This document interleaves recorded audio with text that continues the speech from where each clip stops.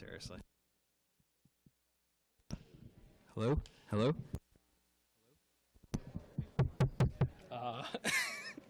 Where's John? He was? Hello?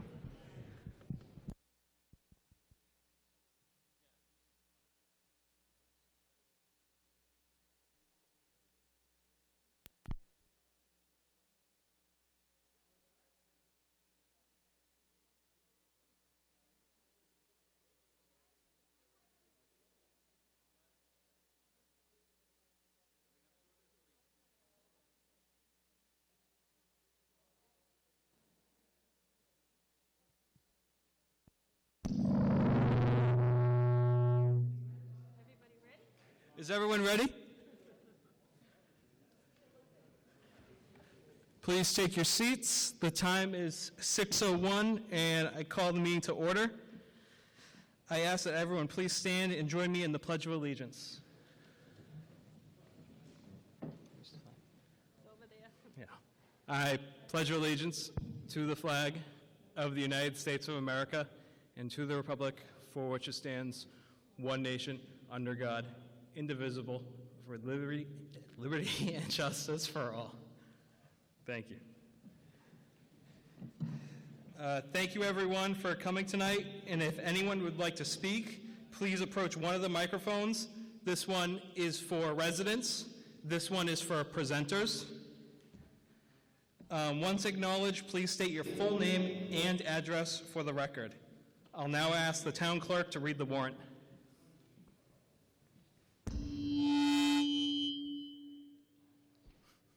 To either of the constables of West Bridgewater and Plymouth County, greetings. In the name of the Commonwealth of Massachusetts, you are hereby directed to notify and warn the inhabitants of the town of West Bridgewater qualified to vote in elections and town affairs to meet at the West Bridgewater Middle Senior High School Gymnasium in said town on September 21st, 2020 at 6 p.m.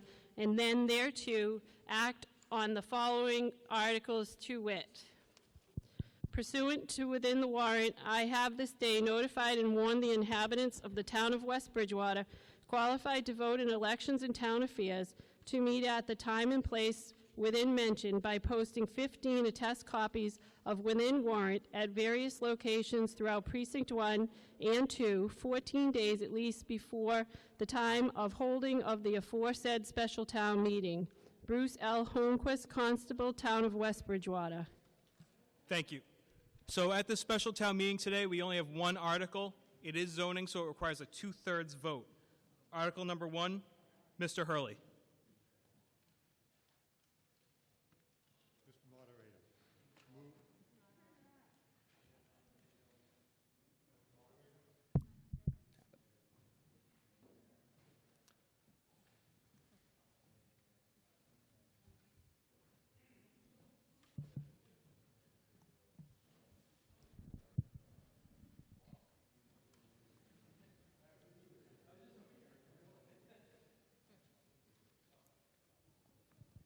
One, two, 1, 2. Here we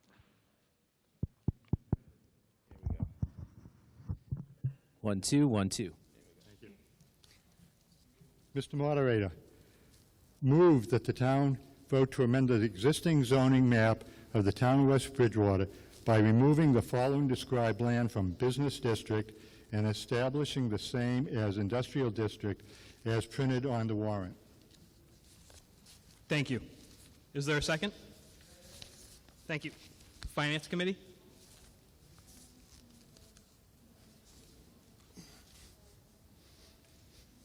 Can you speak into the microphone, please?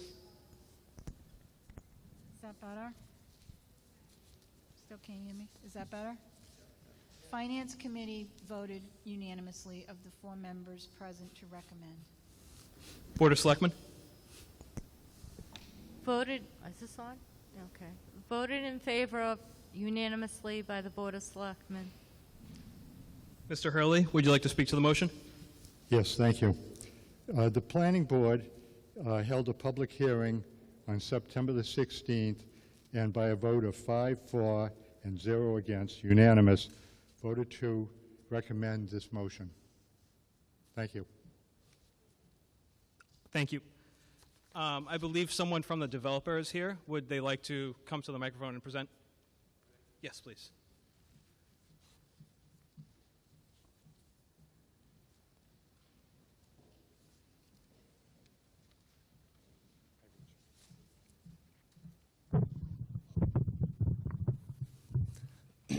Lorna, you and me, right? Thank you for having me this evening. My name is Richard Hartline. I'm with DeBartolo Development. For those that aren't familiar with who we are at DeBartolo, our company has been developing commercial properties throughout the U.S. For almost 80 years. The original founder, Mr. Eddie DeBartolo Sr., started building what is now known as the Mall back in the 50s with David and Melvin Simon, and that company has since sold to Simon Properties. DeBartolo Development today is a diverse real estate development firm, building apartments, shopping centers, hotels, and industrial space throughout the U.S. Some of you might know Mr. D, whose family we developed for. He was the successful owner of the San Francisco 49ers, won 5 Super Bowls. That's the family that I personally work for. What brought DeBartolo to West Bridgewater tonight was really years of studying the retailers and the issues associated with supply chain logistics. We started studying industrial space, which is what we're proposing at this property, about 5 to 6 years ago, as we noticed that there was more and more online shopping, more and more distribution changes and trying to get goods and services to everybody's home, which during this COVID time, I'm sure many of you have had a smiley box show up at your house. About 2.5, 3 years ago, I met with the neighboring town, Bridgewater, and talked to their manager and council about delivering one of these spaces. While I did that, I became aware of the parcel that's under discussion tonight for rezoning, and one of the issues that was brought to me was, can you help figure out our traffic problem? I said, well, let me try to move this deal forward, and then I'll come back and we'll sit down and talk. So I want to deliver for the team that we started with, which is the Bridgewater team.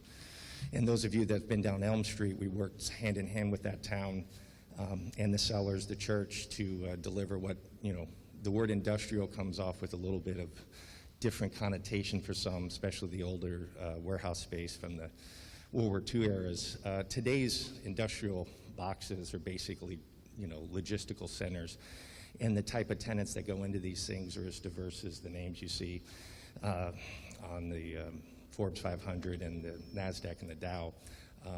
What you're seeing right now in Greater Boston and the South Boston market that we have here is you're seeing all those names that you're reading about in the news growing and doing things and being relevant in today's retailing environment, as well as just basic distribution. The project, as it's laid out right now, contemplates 2 industrial buildings. It's approximately 350,000 square feet, and then an 80,000 square foot building, along with some commercial use up along 106. That's the current use today.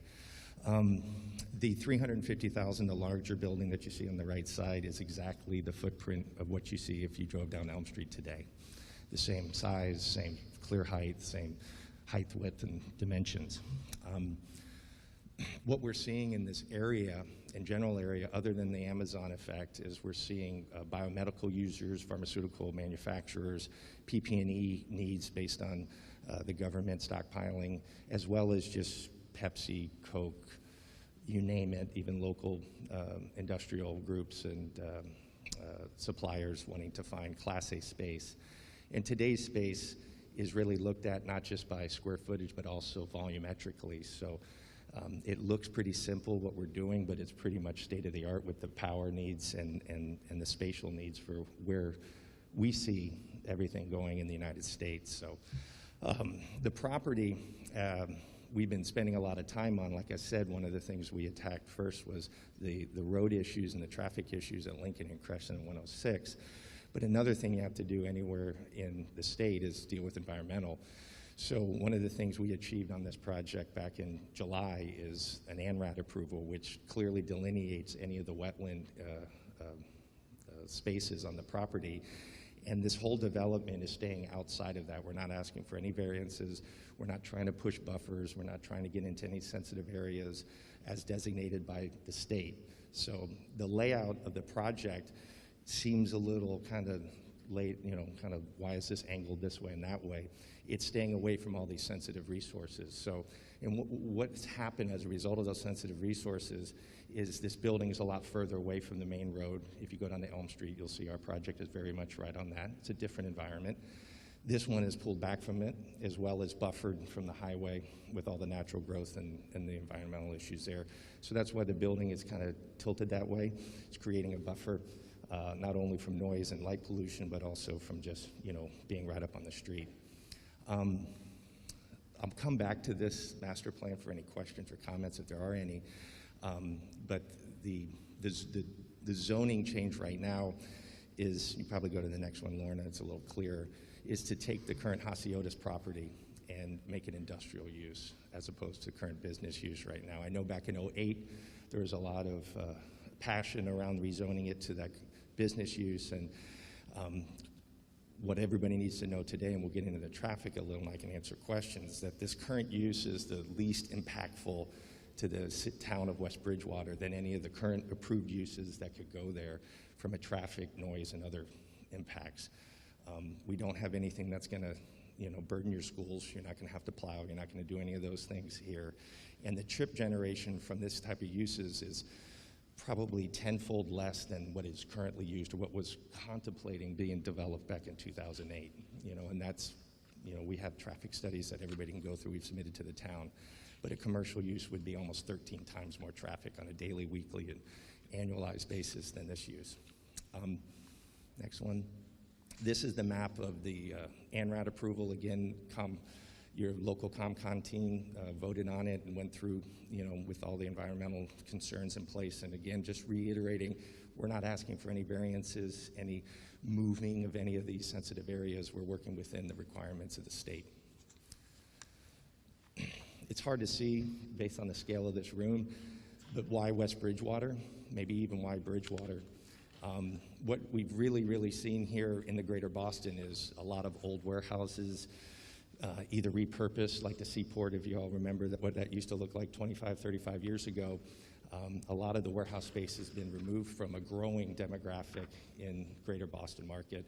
And where you guys are situated in the South Market is got a lot of jobs, a lot of good paying workforce here, and your adjacency to 460, 495, 24, and getting into town. So, we can pull the slide up later if you're going to see it, but these are things that aren't going to change in 1 week or 1 year or 2 years. You guys got a very strong demographic and job growth potential.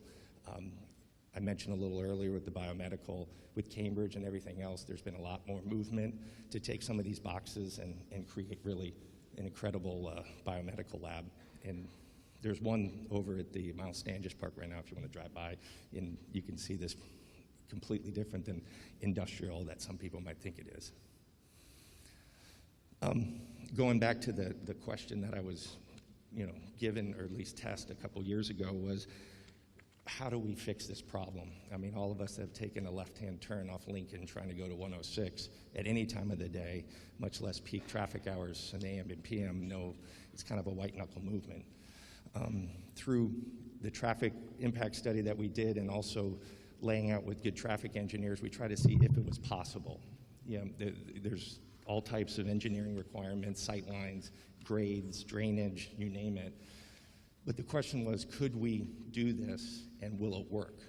So what our traffic study and what the design you're going to see on the next slide is, the answer was yes. Now what we had to do is we had to procure land from Mr. Dempsey, which we've contracted to purchase. We've shown I lost my visuals there. We've relocated the road on his parcel. I have no idea what that means. But basically the resounding answer, which we don't know until we go through with the technical professionals, is yes, we can do this. And as you all know, if you have a signalized intersection that's four-way with Crescent, you now can program and move cars, trucks, and passengers as you wish at peak AM and PM hours, and it's also safety. I think There was over 56 accidents there over the last trailing 12 months. I could be a little off, but I think I got that information from someone on the panel there. So we've also, through the leadership of your town, the town of West Bridgewater has submitted to Mass Works to get the road improvements funded under a project at the state level. That was submitted in August, and the town will find out somewhere around election time if you guys were successful in getting the funding, which was a $4 million request for the state to pay for that roadway. Part of the work, the public-private partnership that we did with the town is there's all these other townships vying to get improvements at intersections like this or other type of road improvements and infrastructure. And what the state's looking for is direct job growth and also economic growth. What is this job or what is this improvement doing to create jobs and tax base for the town? So our project, if it were to be zoned for industrial, would move forward, and the points associated with bringing that tax base as well as those jobs to the town of West Bridgewater would help the town get that funding. So it's very exciting that that step was taken by your leadership. It's truly independent from our development, but our development is a catalyst to help you guys win that award, and we feel pretty confident that you're going to get some level of reward, but we'll find out. The road improvement plan that's up, thanks Lorna, really just talks about this issue where we have 2 lanes going to 1 lane. That's where the big bottleneck is, and then you just have a sheer high volume of traffic. So how do we deal with your existing conditions? They grade intersections by A through F, just like the old days. I don't know your school. This is an F intersection always around today, and I think nobody's going to argue that. Just by doing and creating the geometry that you see here and putting a controlled signal here, it moves up significantly, almost exponentially, how much traffic flow can move through there, not just service what you have here today. Totality of this work talks to and tries to get 2 lanes of traffic moving constantly in each north or east-west on 106, okay? Then allowing for traffic movement to take lefts and right on the Crescent and vice versa onto Lincoln Street. The pinch points, not to get too much, but the pinch points on the north side with the cemetery is, that's probably where the edges that you can go, but what we've tried to do is, in the property we've procured, is give as much flexibility to unclog this artery, if you will, and allow more flow through. Again, it's a much better, and it is a safe intersection and can be done fairly, in the words of other road improvements, inexpensively. My guess is the funds for about $4 million, the road improvements will probably run somewhere about $2.3 to $3 million for the actual construction. Next slide. Economic benefits, you get developers coming in and saying this all the time, but just point blank, the current tax basis versus what it will be if we only do 1 building, much less 3 buildings or 2 buildings, is almost an eightfold of income. Hundreds and hundreds of thousands of dollars more, and then the jobs that come with it. This spreadsheet's printed out over there, and happy to talk to anybody later if we need to go through the numbers. Proof's in the pudding. You're only as good as your last project and your word. We sat down with the town of Bridgewater, this same exact discussion. How do we make this happen? How do we help them get their road improvements done? And you can drive down there and see the final product.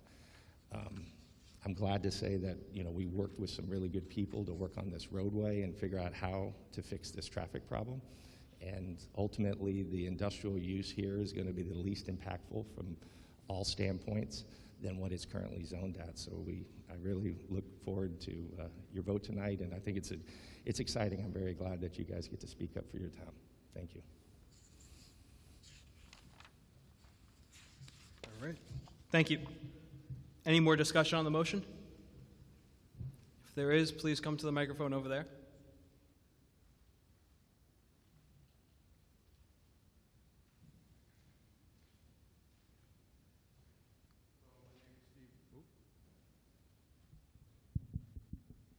Hello, my name is Stephen Beauchamp. I live at 17 Lincoln Street.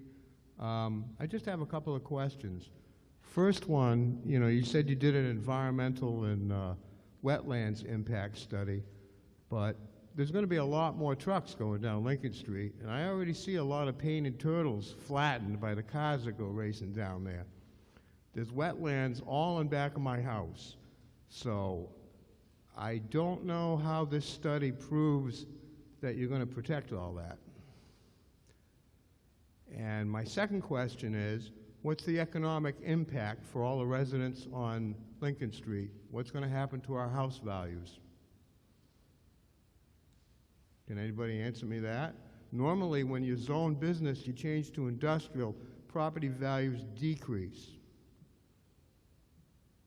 I understand there's an economic benefit for the town, and I understand the problem with Crescent Street and Lincoln Street. Yes, it's a pain in the neck to get out of there and take a left. But you're also talking about a big increase in trucks. As his plan said, there's 80 bays and 50 spots for tractor trailers. So how are these trucks going to be not impacting the traffic on Lincoln Street?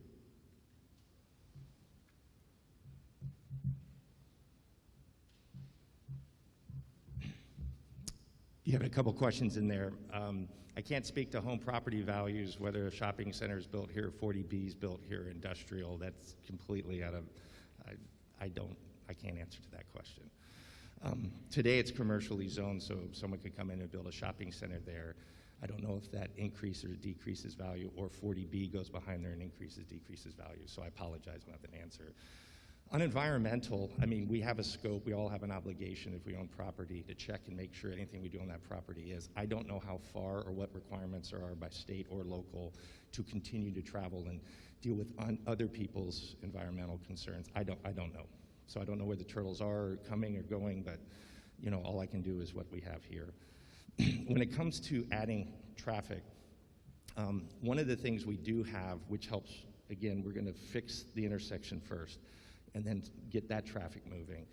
We do have a right-of-way, and I'm a little too far away, but there's a white line there just past the Shell station that allows us direct access into our property. And thank you, Mo.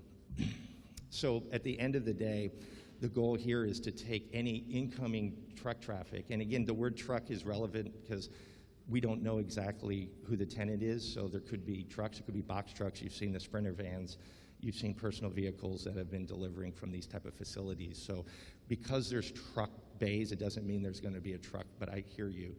At the end of the day, that white line there just past the Shell station allows for direct access into the site, bypassing any type of intersection impact on the right-in from 24. So anything coming eastbound or northbound or southbound on 24 is going to be caught into that entry drive.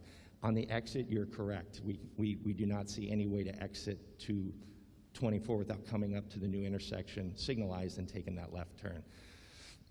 All I can counter, not to argue, because I do understand any development here is going to increase traffic by one more anything than what currently is, which is fallow agricultural land. The traffic studies for any other use than this are exponentially more, including the previous project that was approved for this group approved back in 2008 by 13,000 or so trips a week versus 1,000. So it's exponentially less traffic to develop this. Thank you. Okay. That's all I have.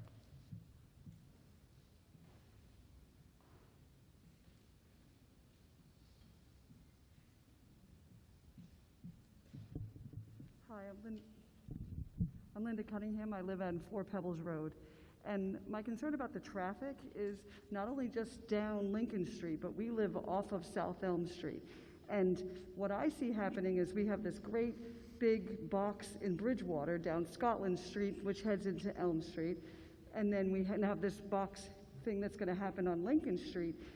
They're going to cut through South Elm, because if they're coming this way on 106, they're not going to get through all the traffic past the Market Basket to get into Lincoln. They're going to come down South Elm and do the cut around and head into Lincoln Street.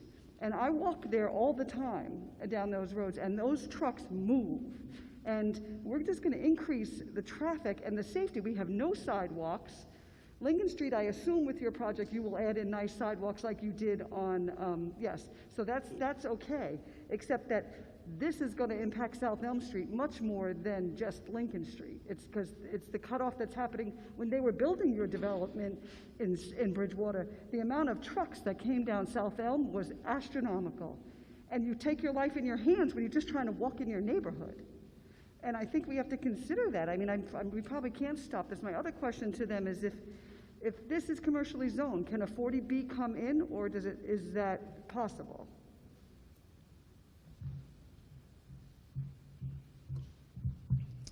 To the 40B question, yes. As of right today, a 40B can go there today. Because it's commercially zoned, so it's not residentially zoned. I'm not big on zoning laws, so. Hugh can answer more to the zoning. I'll let the head of the... A 40B can go in any zone. In any zone, Y- y- okay. The 40B just wipes out all the local It doesn't zoning matter. and Okay. all our bylaws, everything. It just goes straight to the state, so it could go any place. Right, and I mean, we have a lot of cars that come down South Elm and Lincoln all the time now since the Market Basket came, because everybody's cutting through there. But now I just see big trucks, and it's incredible. I mean, I really think that South Elm needs sidewalks, because it's going to impact it no matter what. And again, I just want to answer your question. It's by no means trying to argue with you. No, I get it. I agree with the truck traffic and the cut under on the highway, and it's because of this intersection 99% of the time. I mean, none of us want to go through that intersection, and I talked to a number of you in this town, and a lot of people on their personal vehicles go that way half the time when they try to get onto 24. Trucks are a different matter, but I would say the second that this intersection is done, you're going to see a reduction in truck traffic down in that area. I believe that to Only be the case. only if they're coming from Route 24. If they're coming where the dirt was coming through for your project, I think was coming down 106, because everybody was cutting through South Elm, heading over to that project. They weren't even going through Bridgewater. They were going through our roads and ruining them on their way over to Bridgewater. The majority of the construction traffic comes from all different ways, but it does come from 24. But I agree that down where you're at that nexus, there's a lot of work. And that whole Elm Street in the town of Bridgewater is zoned industrial and always has been all the way down to Pleasant. So Sure. I do agree with you. Thank you.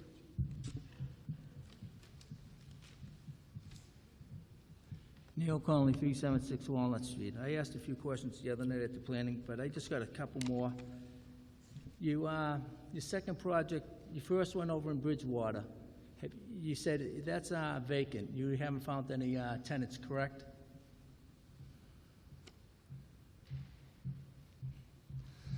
We have quite a few tenant interests right now, but we haven't signed a lease. And what kind of tenants are those? Is it an Amazon? Is it some big? We're not at liberty to say through NDAs, but I will say all of the names that I said before, those type of tenants and some others, but they're going to be anywhere from retail tenants to logistical distribution tenants like the one you just mentioned, as well as medical groups. So you're going to fill that building first, then build this project if it gets approved tonight second? Or are you going to try to fill them both at the same time, just have a different date of occupancy? No. Neither project's tethered to each other. So we're currently working through lease up and sale of that one. So I'm not concerned that this has anything to do with that one. And if we do go with this project tonight, and they talk of the truck traffic and the traffic period, that's not going away. That's here forever, only going to get worse. You can defend it all you want, say what you want, but it's rock and roll's here to stay, traffic's here to stay. And then if you have an Amazon, what would be the hours of delivery at night? What would be the cutoff? Because I know up in Stone, when I go up by BJ's, there's one up there. Traffic goes up there because it's a perfect place for it. Just like down on Manley Street, United Way, that'd be a perfect space to put your building. But you're having a prime retail spot, and it's a smart spot to put it. But I'll also tell you, I used to be a business agent for Local 7, and there was a project down there in Westwood, and they got federal money to cut the road off of 95 into that project. And I don't know if there's wetland, if you'd ever looked into that scenario instead of this, just this one here that we're trying to get the state to improve that intersection. So the trucks come right down only on the southbound lane. You come down south, you cut right into that Norwood Westwood project, and you're into that main shopping district over there. Did you ever look into something like that? off the major highway, 24? We have not investigated with the state DOT to have direct access off of 24 into the property, but the majority of the wetlands, and it's kind of the green area, is abutting to 24. All right, so you probably looked at it anyways. And when you say the taxes on this property, we won't be fully getting the taxes until it's completely developed. So once you start developing, I don't know if I asked this the other night, but are you going to develop the whole property at once if it's approved tonight? You're going to do the big warehouse first, the other one, then that one? And Well, sorry, keep going. and what would be the time frame from start of construction to complete the whole construction process? Good questions. The intent right now is, if we had an approval tonight, we would work through all the process and procedures with your planning as well as your building permitting, fire, and everything. My understanding is that, along with whatever we have to do for state roadway improvements, because 106 is obviously under the governance of the state, that process could take upwards of 6 months. We would be immediately starting to work on soils investigations after this approval.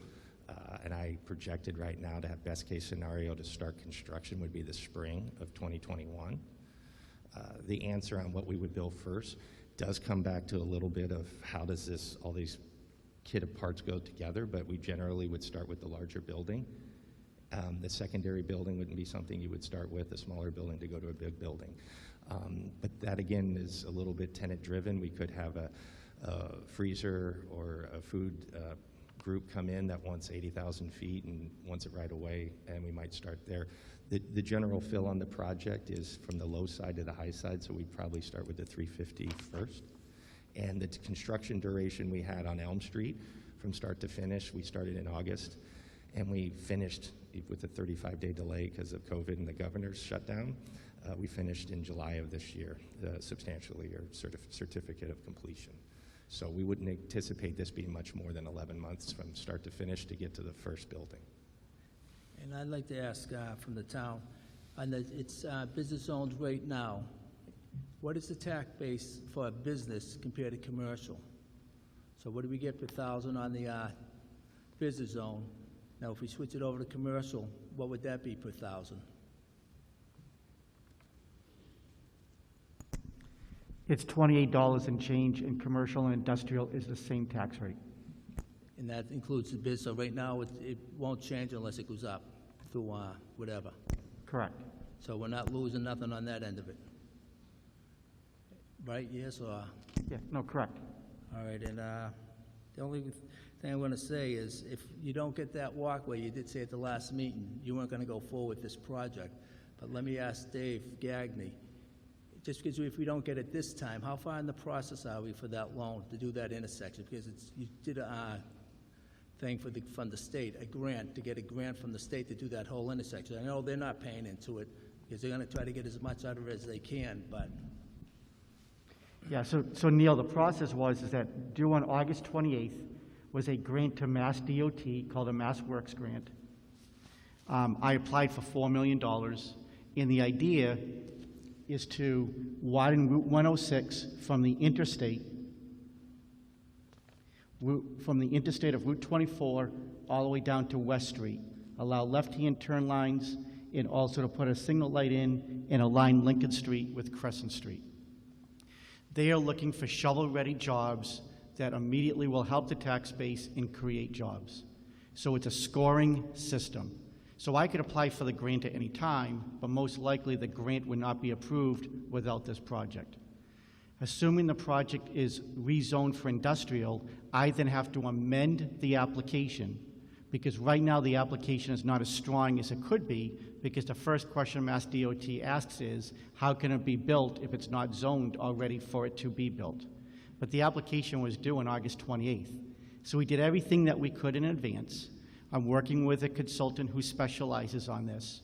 We have everything into Mass DOT, and after tonight, assuming an affirmative vote to industrial, I will then amend the application to Mass DOT and hopefully strengthen the grant process.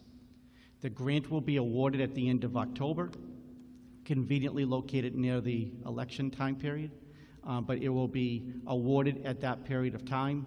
Assuming we receive it, we will then have to go out to bid, hire a contractor, and start doing the work.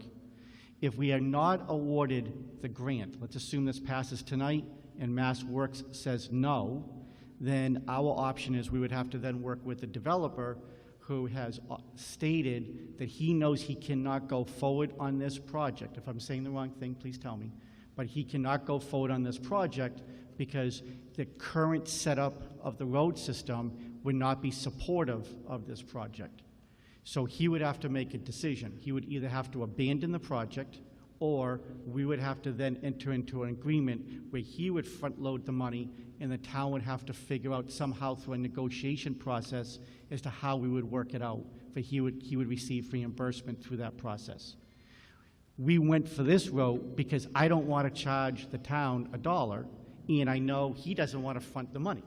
So this is an ideal situation to allow us to hopefully get this grant, and inclusive in that grant is to put sidewalks on Route 106. As part of his proposals to put sidewalks on Lincoln Street, because we know how important that is.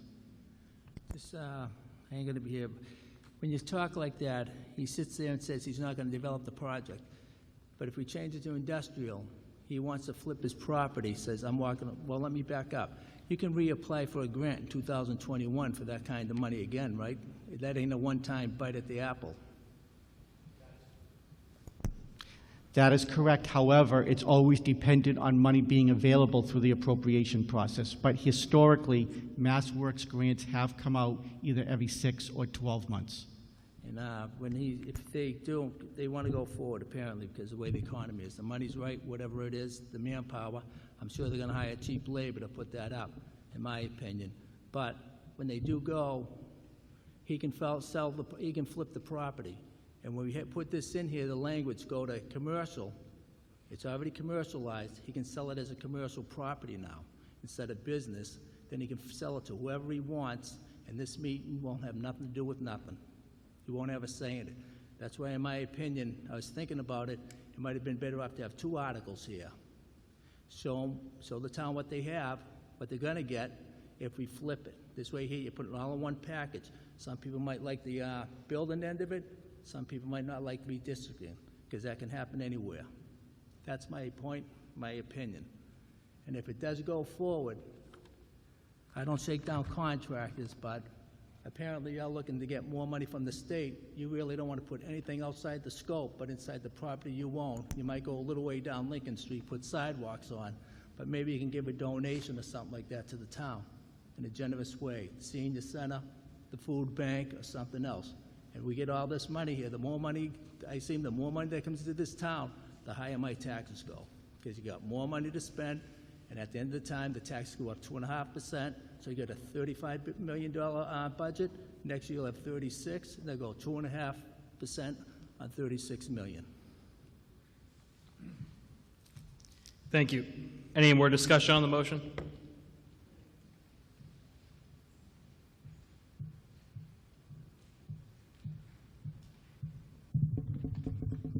Don Mocha, 393 South Elm Street. I hear a lot of talk about the lighting engineers, how they design the lights to shine on the buildings. So in every case when a new building goes up, do they design the exterior lights for that purpose? I don't know if anybody's ever gone down Pleasant Street, the new buildings on Pleasant Street, but at 10 o'clock at night, it looks like a ball field's lit up. In the wintertime, you can see it blocks away. So with these new buildings on Lincoln Street, what's that going to do to the neighbors on Lincoln Street?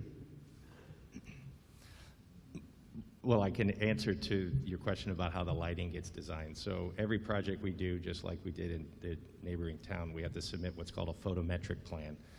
And the photometric plan puts out the required safety lighting, not just for people going in and out of the building, but the perimeter of the building.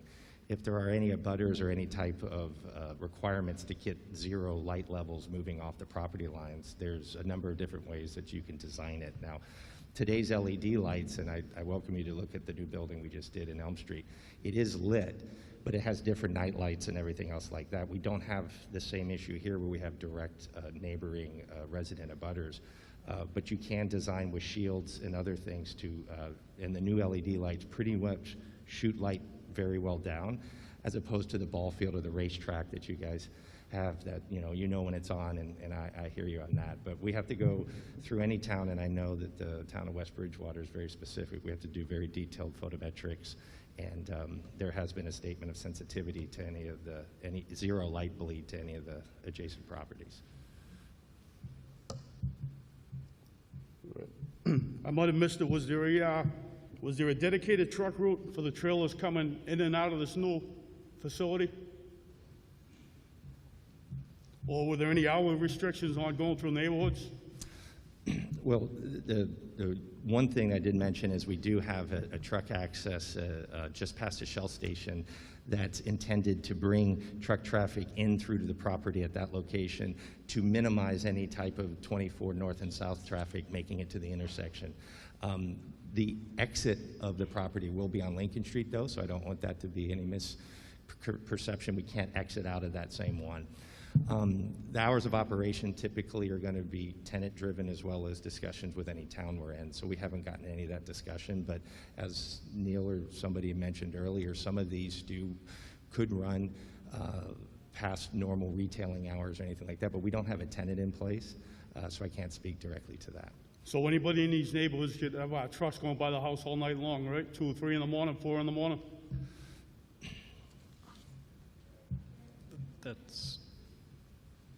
So that's what we're in for. They're not going to make deliveries during the day. Everything's going to be at night. So any neighborhoods, surrounding neighborhoods, no matter where you live, you're going to listen to trucks going by. Sir, to say that only deliveries happen at night in a warehouse facility is inaccurate. I don't have a tenant, so I can't sit and tell you exactly what the operationals are. There are industrial buildings that connect to Lincoln Street on Bridgewater, so we understand that there's no limitation to their access to and from Bridgewater, so I'm sure trucks do travel there today. Yeah. The majority of the use of this building is going to be through daytime hours. It's an industrial building. It's not the service that was going to happen for the shopping center that was going to be built here, where they would all come in after hours. So this development is the least impactful and the lowest amount of traffic than what's currently zoned. And that's the only answer I can give to you, is if a shopping center was built here, if a 40B was built here, there's no limitations to the traffic and the impact to Lincoln Street. This one has the least. That's all I can offer. Mr. Moderator, may I just add one item for you in reference to that? Tonight's vote is to make sure that we can, if you want, to change it from commercial to industrial. Even if that vote is affirmative, the process doesn't stop. At that point, if he then goes forward with this project, it will then have to be permitted through the planning board. The planning board at that point has wide discretion to be able to set rules and regulations. The reality is we have a planning board chair that has been on that board for more than 3 decades. And I'm not going to say we have no traffic at night in West Bridgewater, but in comparison to many of our other communities, we have very minimal traffic at night. And part of that reason is because of the rules and the regulations that have always been put in place through the planning board. So during that process, he, along with his board, will be looking at that. They're residents of the town. They'll be looking to mitigate any of those issues as well. One more thing. Across from the exit to the proposed site, is that directly across from where the new ball fields and basketball courts and baseball fields are going to be? I'm just going to yell. Ball fields are going to be up in this corner. They're going to be up in this corner right over here. So we're going to have kids on bikes going by the entrance where the trucks are going to be going in and out all day long too, right?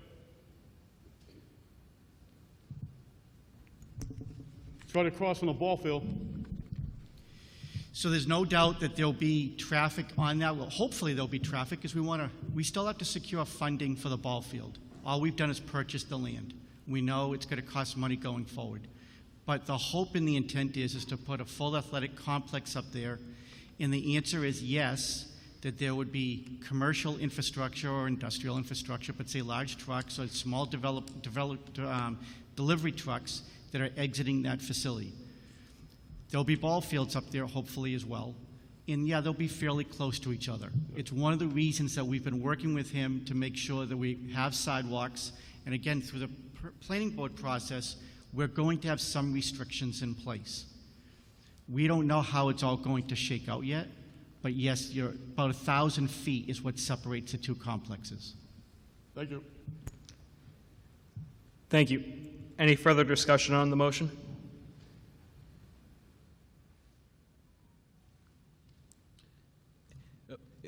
Only presenters are going to use that mic. Residents use that one. Gotta go all the way over there? Sorry. I'm so short.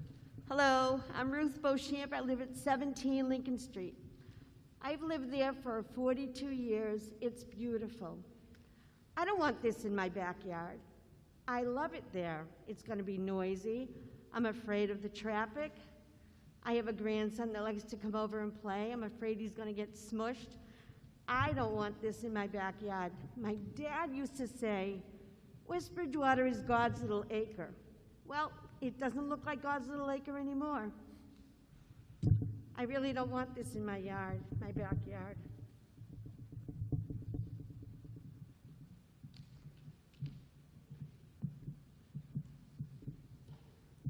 Roy Barker, South Elm Street. I moved there many years ago. And when we moved there, it was a nice, quiet street. We could actually walk up and down the street. Even though the landfill was there then, now the transfer station. There was some truck traffic then, but it's not going to be like it is now, and will get worse. So my question is, there's a couple of things.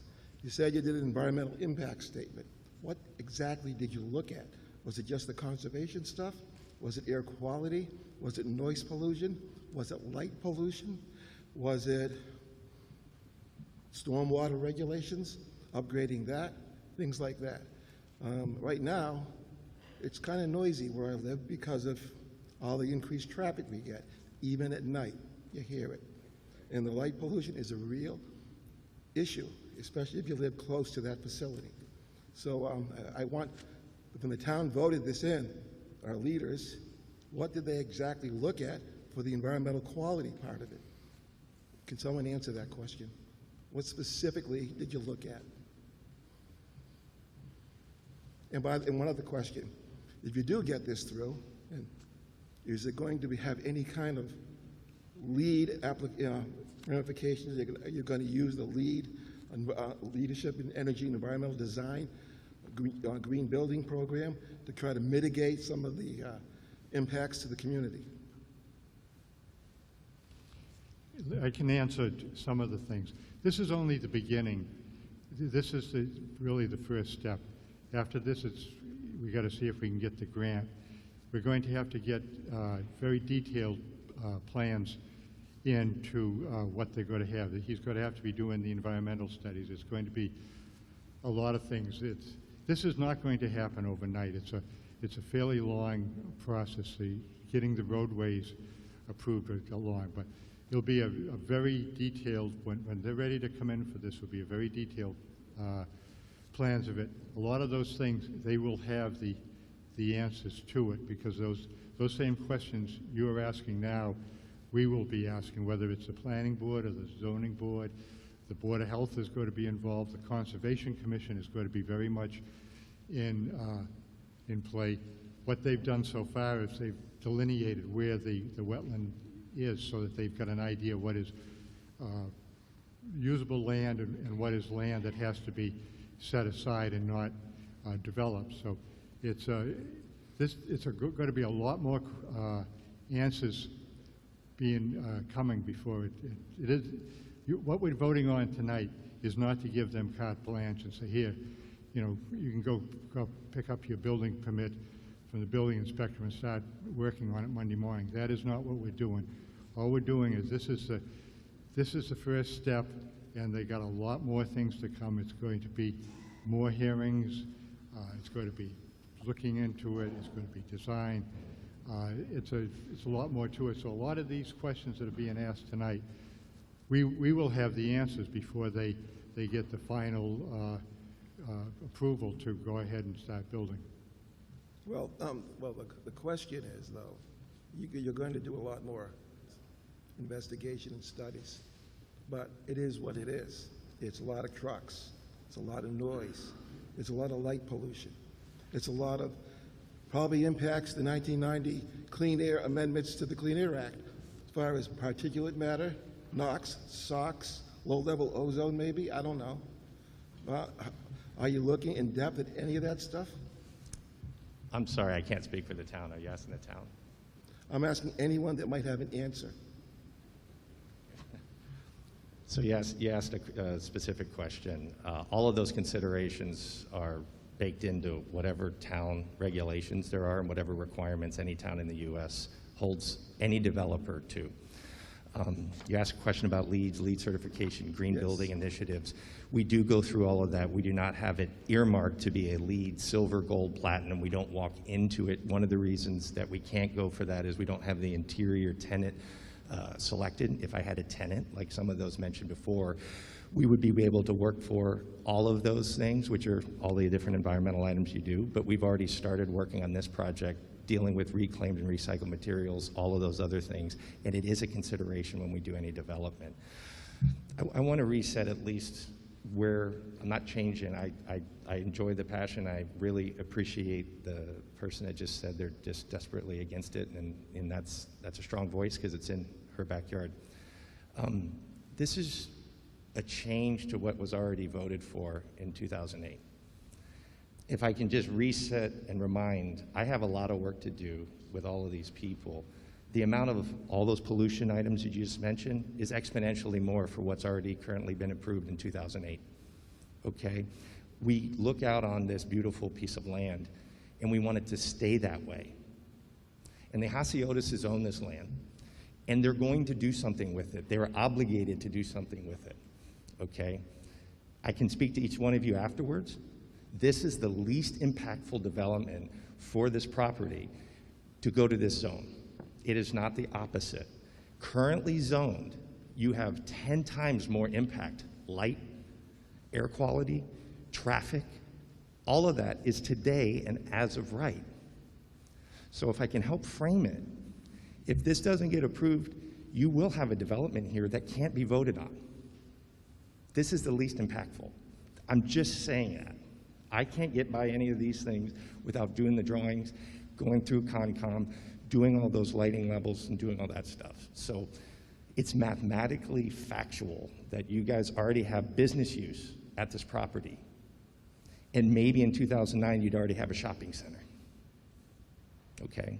This is less. It's still not fallow agricultural land, but it will be something someday. And it's not impacting your schools. It's not impacting your resources. It's adding. That's all I can say to that. Well, I'll just add to that. It is impacting the neighborhood. That neighborhood is going to be very different. It's going to be noisy. I don't know about it's already air quality during unhealthful air alerts in the summer when we get low-level ozone and all that stuff. A lot of trucks, a lot of particulate matter going up in the air. All the NOx that comes out of those stacks.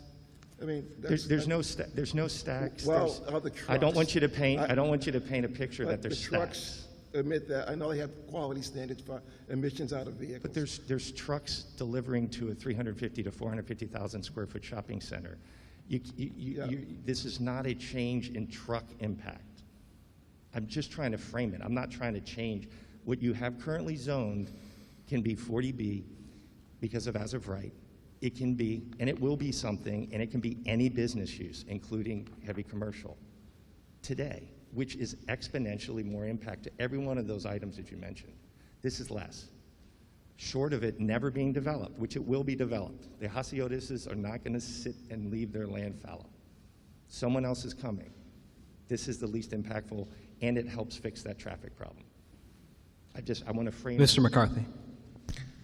Just briefly, I think it's important, as you pointed out, this is just the early stage of this project. The details that will be flushed out as to exactly how this will be built has to go through a number of committees in town here, all of which are open to the public.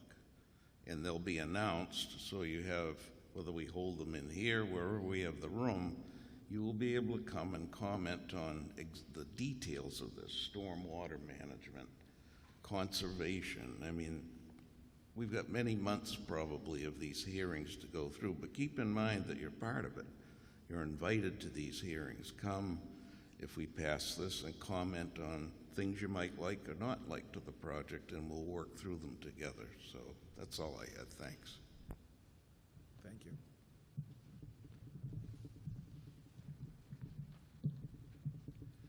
Peter Turner, 390 Forest Street. Putting a street light on Route 106 did impact the town, but it did make the traffic easier for people going to and from Brewster Ave, Hartron, Goldie. I'm talking about the light at Elm Square. I did not talk about the light that went into the center of town when I was in town here. Since then, the traffic light's been put on in front of Market Basket, and this would put another one down the line. In my experience, having a series of lights like that, what it actually does is it helps control the traffic and helps to make it flow better. If you drive to work down that road in the morning like I used to, and Lord willing, I will again someday, traffic problems did not stop at Market Basket. It's backed up all the way to the highway. This will help alleviate that. In my opinion, I'm not a traffic expert, but in my opinion, it will help alleviate that. Now, regarding the use of that property, there's a couple of things that could happen there. A farm could go there. That's highly unlikely because the property is far too valuable, and it's going to be kind of hard to navigate around the what's there. So let's take look at the next option, retail. If that's retail, there will be trucks. There will be lots of vehicle traffic, a heck of a lot more vehicle traffic than if we have a warehouse. Next possibility, there could be housing there. If housing is put there, any kind, 40B or $500,000 houses like what we're building in town right now, every single one of those houses will make a trip to the dump every weekend. So every house there will have a car going down Lincoln Street, up South Elm Street to the dump. And that'll be a lot of traffic for folks to have to deal with. But it would happen because they have houses and they have that right to do that. Another option would be allowing this change to be there and having a warehouse. The White Road section there will have more traffic. It will have trucks, it will have sidewalks. But that's as far as the trucks, for the most part, will go. The town is talking about putting a sports complex down there. The town would have to purchase sidewalks to put down there to make safe for the kids to use there. The town would have to figure out something to deal with traffic lights in the corner, because if other towns come to visit to use those complexes for sports competitions, they need to be able to get in and out. This provides an opportunity for the town to not have to pay for those sidewalks and to have a good plan put in place that makes actually a pretty nice intersection right then and there. So it seems to me that, in summary, that the warehouse option, yes, it's not the greatest thing for those folks down there, but I think it's, given what can be done with that property, it would have less of an impact. Sometime in the next decade, I would expect that property is going to be developed by somebody for something. This gives us an opportunity to make it use something for something that would have maybe less impact on those folks down there. Thank you.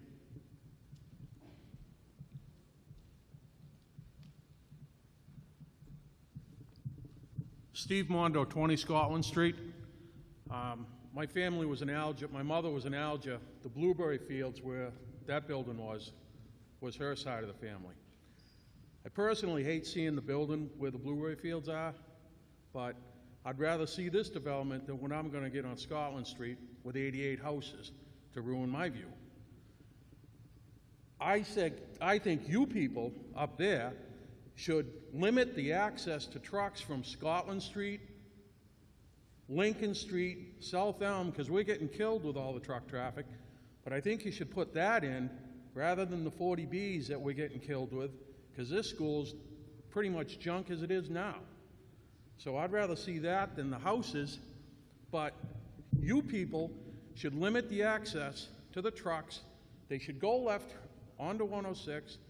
No trucks coming out of Bridgewater onto Scotland or South Elm. All the surrounding towns limit the access to the industrial parks. But other than that, other than the trucks taking a left, I'd go for that. Thank you. So we're going to move to a vote.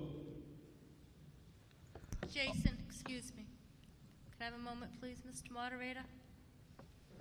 Yes. Thank you. Okay, first of all, this is a very difficult decision, and I think we all have a significant amount of compassion for the people who live in that area. I'm sorry, I got to take this off. I'm suffocating under it. 106 was going to be widened at one point or another. So the folks on 106, this would have come eventually. It needed to be done. Quite frankly, I couldn't imagine how to do it, but this plan makes sense. Is it 100% fixed? No, but it does make sense. Considering all of the different options for this land and thinking back to my vote in 2008 for a Derby Mall, I wish I could take back that vote. This really is the least amount of impact. Not the best. I would rather see it left as a field. I think we all would. But given our options, this does seem to be the best plan. And as was pointed out, this is not your first bite at the apple. They will have to go through the planning board. There'll be more work with the Conservation Commission.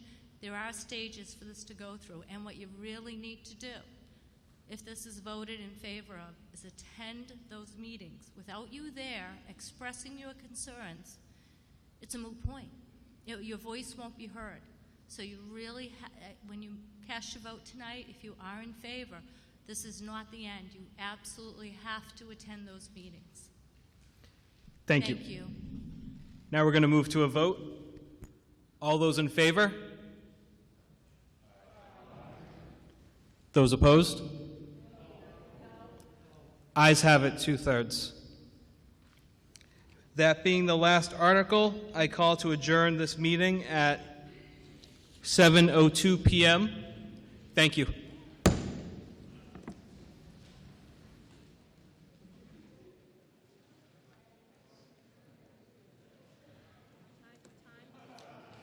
$7:02.